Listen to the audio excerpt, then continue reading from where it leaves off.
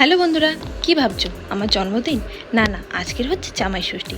আর জামাই ষষ্ঠীর দিনে আমি আবদার করে আমার শাশুড়িমাকে বললাম, আচ্ছা মা, জামাইদের যদি ষষ্ঠী করা হয় বৌমাদের কেন হবে না? তখন বললো হ্যাঁ, এটা তো একদম ঠিক কথা। তারপরে ইউটিউবে অনেকেই দেখছি যে বৌমা ষষ্ঠী করছে। তখনই আমি বললাম যে তাহলে বৌমা ষষ্ঠী করা যাক। বলছে হ্যাঁ চলো ঠিক আছে।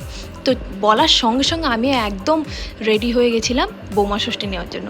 আর এখানে কিন্তু মা আমাকে বরণ করছে, মানে কিন্তু কোনো নির্দ্বিধাতে, মানে যে বৌমা ষষ্ঠী হবে কেন হবে কী ব্যাপার এসব কোশ্চেন কিন্তু আমাকে একদমই বলেনি। আমি বলেছি যার জন্যই মা রাজি হয়ে গেছে। আর আমার মাসি শাশুড়িও এটা শুনে বলছে তাহলে আমিও বৌমাকে বৌমা ষষ্ঠী দেবো, বৌমাকে তাহলে পাঠিয়ে দিবি আমার বাড়িতে। তো এখানে শেষ করে আমি আবার আমার মাসির বাড়িতে যাব। ভুলে গেছিলাম কি বলছিলাম। তো যাই হোক, এখানে কিন্তু আমার শাশুড়ি মাকে আমি বলছিলাম যে তোমাকে টিফিন কিচ্ছু করতে হবে না, কেননা শাশুড়ি মার শরীরটা ভালো ছিল না, যার জন্য একটু মিষ্টি দিয়েই আমাকে ফোঁটা দিয়ে দিল। ফোঁটাটাই তো মেন, কী বলো? আর কারা কারা বৌমা ষষ্ঠীর পক্ষে আছো আমাকে কিন্তু কমেন্ট করে জানিও। আর ভিডিওটা কেমন লাগলো